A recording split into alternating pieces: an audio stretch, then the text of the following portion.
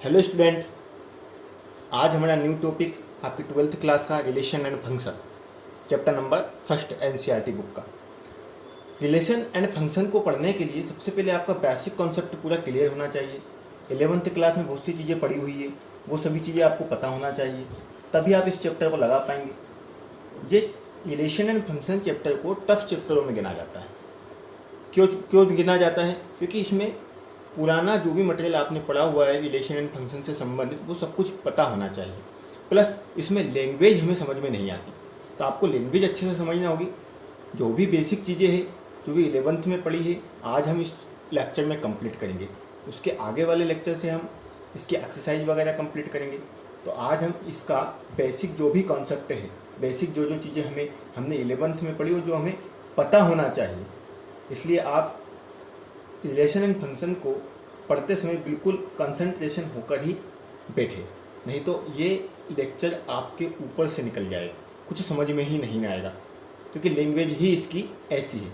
तो हम कुछ इसके बेसिक कॉन्सेप्ट जो आपको पता होना चाहिए, जो 11th में पढ़े थे, वो पहले क्लियर कर लेते हैं। सबसे पहले हम देखते हैं कि आखिर रिलेशन होती क्या है। अभी किसकी बात करेंगे? पहले हम रिलेशन की बात करेंगे, नेक्स्ट आगे चैप्टर में हम फंक्शन की बात भी करेंगे। तो रिलेशन क्या होती है? क्योंकि सबसे पहले हमने जो 11th में पढ़ा है उसकी बात कर लेते हैं कि मान लीजिए ए और बी आपके पास ये ऑर्डर्ड पेयर में, आपने ऑर्डर्ड पेयर भी पढ़ा हुआ है, ऑर्डर्ड पेयर, इसे आप क्या बोलते हैं? ऑर्डर पेयर बोलते हैं। फॉर एग्जाम्पल हम मान लें कि रिलेशन के लिए कि आपके पास सेट ए है जिसमें आपके पास 1 और 2 एलिमेंट है, एक सेट बी है जिसमें आपके पास 3 और 4 एलिमेंट है। आपको रिलेशन निकालने के लिए ए और बी का कार्टेशियन प्रोडक्ट पता होना चाहिए। अब ये कार्टेशियन प्रोडक्ट क्या होता है, ये भी हमने 11th में किया। कार्टेशियन प्रोडक्ट क्या होता है? आप ए क्रॉस बी निकालेंगे। कैसे निकालेंगे? जो पहले ए के जो एलिमेंट है प्रत्येक आप ऑर्डर्ड पेयर में लिखेंगे। कैसे?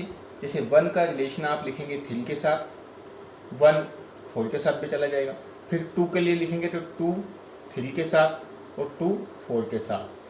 This is a Cartesian product. इसे क्या बोलते हैं? आप कार्टेशियन प्रोडक्ट बोलते हैं। और ये एक ऑर्डर्ड पेयर में, एक ऑर्डर से सीक्वेंस में है कि भैया पहले वाले जो भी आपके पास जो भी एलिमेंट है, पहला वाला वो सेट ए से आ रहा है और दूसरे वाले जो भी एलिमेंट है वो सेट बी से आ रहे हैं। इसे क्या बोलते हैं आप? Cartesian product. क्या बोलते हैं? Cartesian product. अब कार्टेशियन प्रोडक्ट की बात, अब अगर मेरे को इसके लिए रिलेशन लिखना है तो रिलेशन क्या होती है? Relation A to B. यहाँ रिलेशन से सिंबल से दिखा रहा हूं मैं कि ए का रिलेशन किसके साथ है? बी से। ठीक है, ए रिलेटेड है किसके साथ? बी के साथ है, और ये हमेशा ही सबसेट होगा। क्या होगा? सबसेट होगा कार्टेशियन प्रोडक्ट का। तो रिलेशन जो भी होगी वो हमेशा क्या होगी? कार्टेशियन प्रोडक्ट का सबसेट ही होगी। ठीक है, आप बिल्कुल लैंग्वेज का ध्यान रखें, तभी आपको समझ में आ पाएगा। जैसे जैसे आप इस चैप्टर में आगे बढ़ेंगे आपको और अच्छे से समझ में आने लगेगा। देखिए, ए टू बी रिलेशन क्या है? रिलेशन है ए टू बी, ए रिलेटेड है बी के साथ, तो वो हमेशा सबसेट ही होगा। किसका होगा? कार्टेशियन प्रोडक्ट का। तभी रिलेशन आप निकाल सकते हैं। ठीक है, तो आप ये लिख सकते हैं कि कोई भी जो रिलेशन होती है कार्टेशियन प्रोडक्ट की क्या होती है? सबसेट होती है। तीसरे रिलेशन की बात करी हमने, एक चीज़ और पढ़ी थी 11th में, क्या क्या? डोमेन,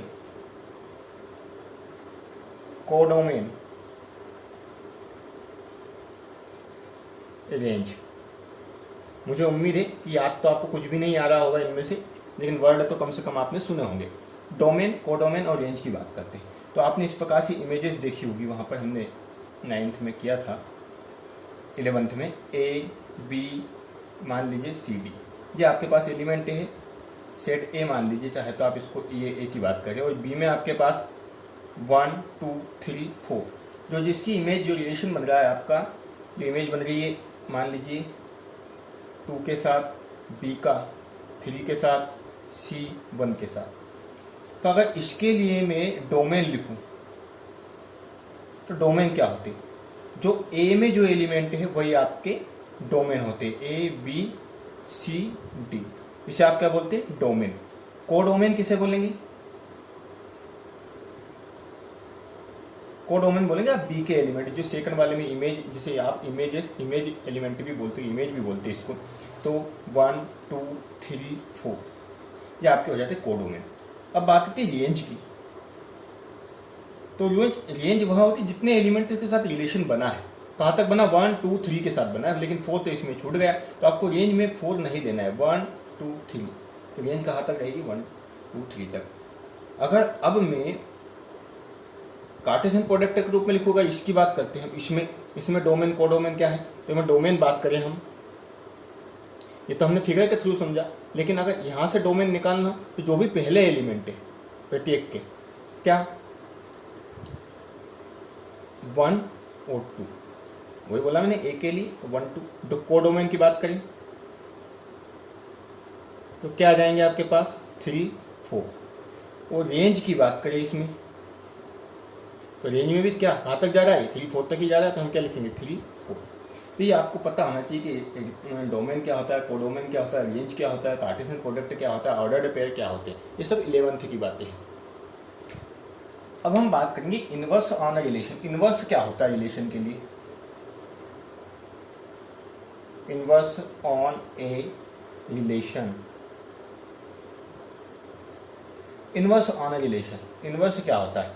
देखिए, इनवर्स को अगर मैं दिखाना चाहूँ तो मान लीजिए कि आपके पास एक रिलेशन है इनवर्स के रूप में, तो ये इस प्रकार से होता है। आप क्या लिखेंगे? बी ए, यानी ए बी आपके पास लिखा है, तो जब इनवर्स के लिए चाहिए तो आपको बी ए चाहिए, और जहाँ पर ए और बी एस बिलोंग टू किसके अंदर होंगे? आर के अंदर, रिलेशन के अंदर होना चाहिए।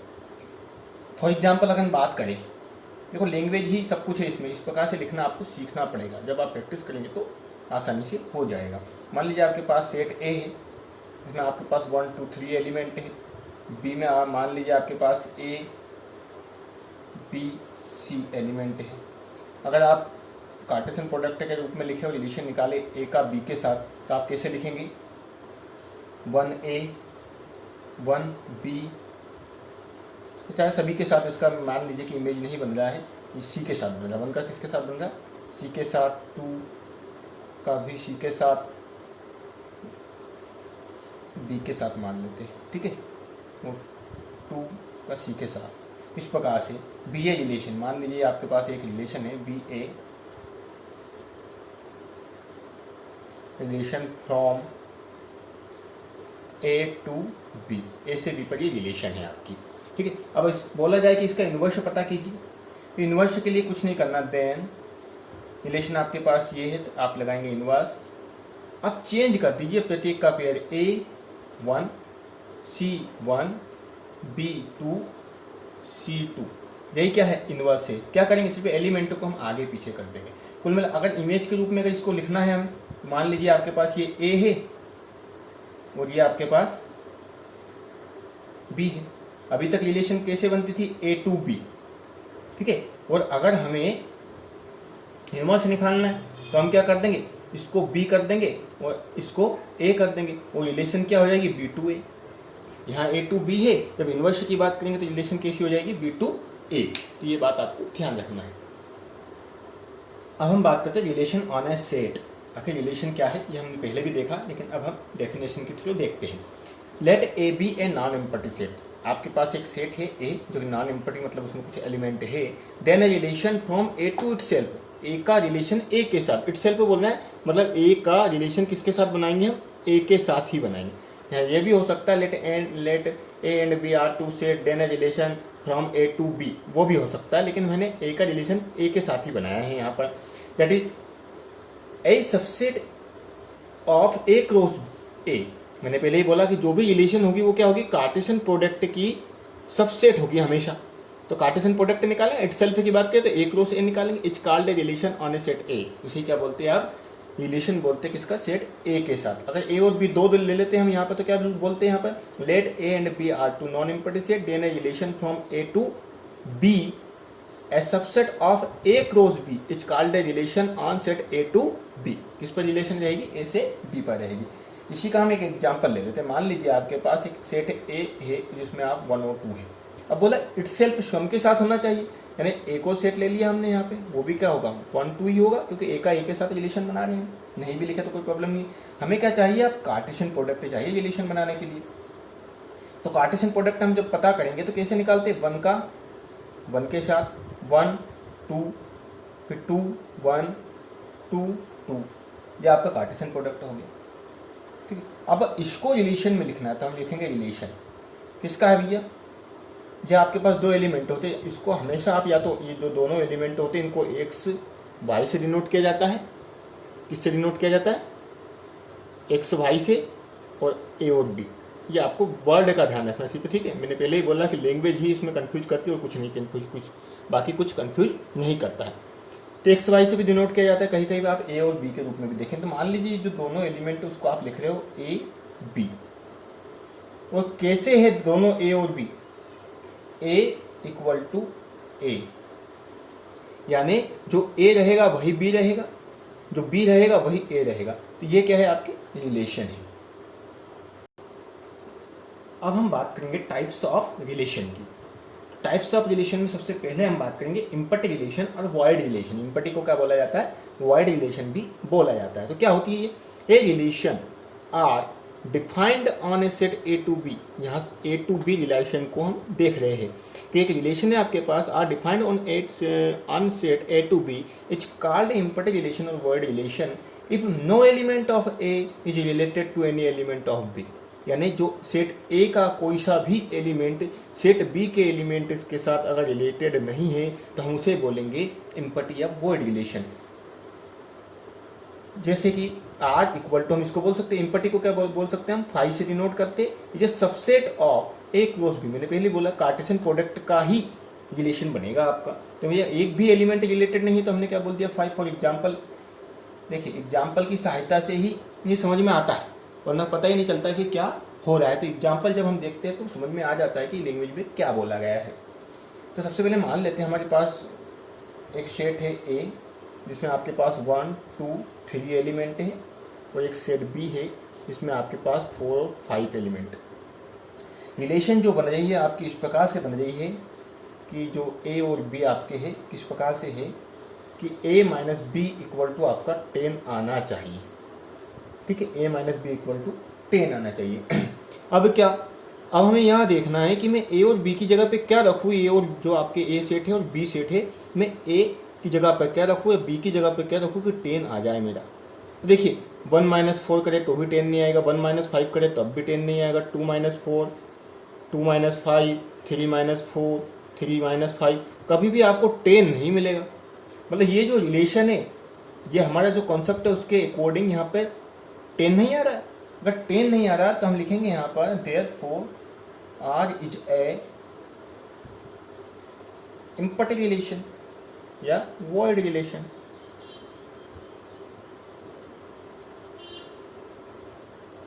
On A to B, A से बी पर जो रिलेशन है वो किसी रिलेशन है, इम्पटी रिलेशन।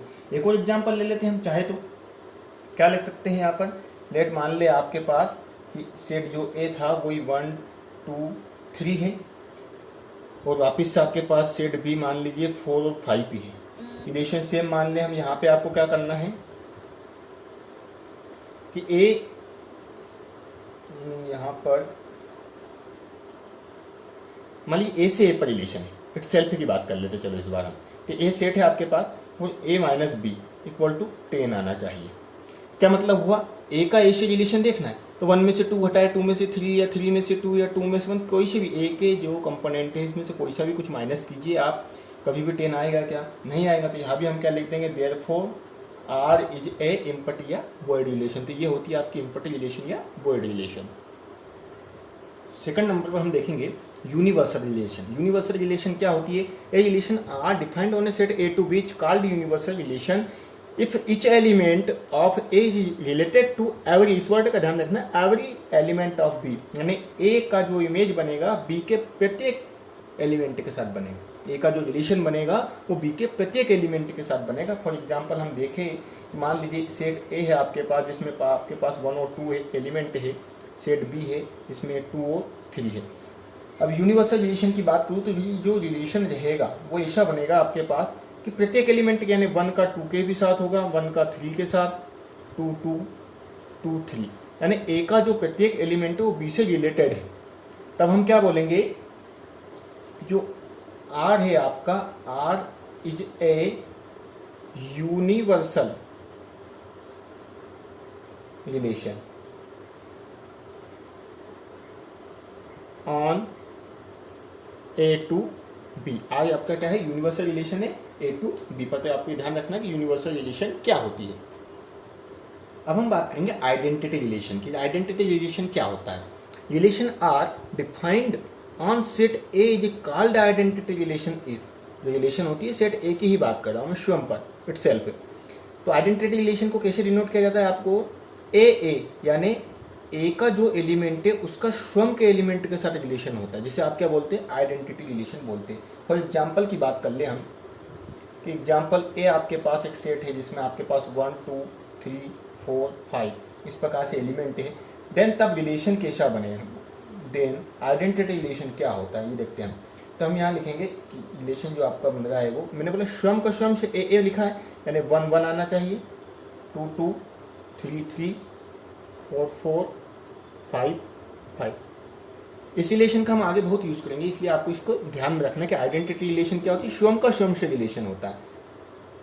तो इसे आप क्या बोलते हैं, आइडेंटिटी रिलेशन बोलते हैं।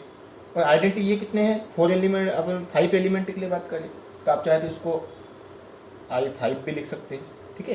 तो ऑर्डर पेयर कितने का है आपके पास, 5 का। तो ये होता है आपको आइडेंटिटी रिलेशन। अगर मैं बात करूँ यहाँ पे एक और एग्जाम्पल ले लेते हैं हम आइडेंटिटी रिलेशन के लिए। मान लीजिए ए आपके पास एक सेट है जिसमें 1 2 3 इस प्रकार से एलिमेंट है। मैं यहाँ पे लिख देता हूँ, R1 में मैं लिखता हूँ जो रिलेशन है आपके 1 1 2 2 3 3। एक रिलेशन और बना लेता हूँ यहाँ पर इस प्रकार से 1 1 2 2। एक और रिलेशन बना लेता हूँ मैं 1 1 2 2 3 3 1 3। इस प्रकार से आपसे रिलेशन दे दिया गया है, आपको थ्री रिलेशन है और बोला गया है कि इसमें आइडेंटिटी रिलेशन बताइए कि कौन सा है।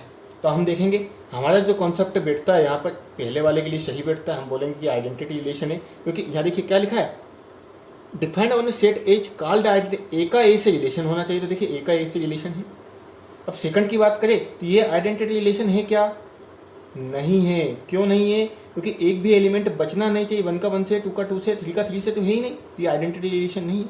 इसकी बात करें तो इसमें हम देखेंगे 1 का 1 से, 2 का 2 से, 3 का 3 से, लेकिन 1 का 3 से एक्स्ट्रा आ गया, तो ये आइडेंटिटी रिलेशन ये भी नहीं है। सिर्फ क्या होना चाहिए, स्वयं का स्वयं से रिलेशन होना चाहिए, उसे आप क्या बोलते हैं, आइडेंटिटी रिलेशन बोलते हैं।